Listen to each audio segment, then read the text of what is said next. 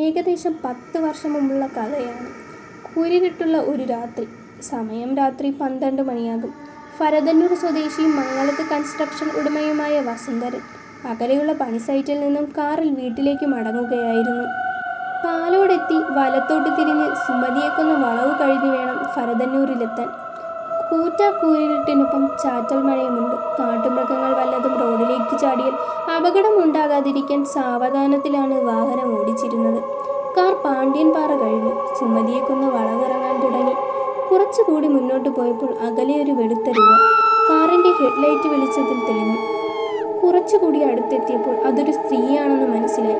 സാധാരണയായി ഇത്തരം സന്ദർഭങ്ങളിൽ ഡ്രൈവർമാർ ഭയന്ന് കാറിൻ്റെ നിയന്ത്രണം വിട്ട് അപകടം സംഭവിക്കുകയോ അല്ലെങ്കിൽ തിരികെ ജീവനും കൊണ്ട് രക്ഷപ്പെടുകയോ ചെയ്യുകയാണ് പതിവ്. സുമതിയെ കൊന്ന വളവിലെ സുമതിയുടെ പേരിലുള്ള തട്ടിപ്പുകൾ കുറച്ചറിയാമായിരുന്ന വസുന്ധരൻ അതൊന്നുമല്ല ചെയ്തത്. വരുന്നത് വരട്ടെ എന്ന് കരുതി കാർ വേഗത്തിൽ മുന്നോട്ട് തന്നെ വിട്ടു. കാർ അടുത്തെത്തിയപ്പോഴേക്കും ആ സ്ത്രീ രൂപം റോഡിലരികിൽ നിന്നും വനത്തിനുള്ളിലേക്ക് ഓടി മറയുകയായിരുന്നു. പക്ഷേ കഥയിലെ യഥാർത്ഥ ട്വിസ്റ്റ് ഇതൊന്നുമല്ല. ധരിച്ചിരുന്ന ചെരുപ്പും കൊലുസും കണ്ടപ്പോൾ അതൊരു സ്ത്രീയായിരുന്നു എന്ന് ബോധ്യപ്പെട്ടിരുന്നതായാണ് വസുന്ധരൻ പറയുന്നത്. പിറ്റേ ദിവസം തനിക്കുണ്ടായ അനുഭവം സുഹൃത്തുക്കളോട് അദ്ദേഹം പറഞ്ഞിരുന്നു.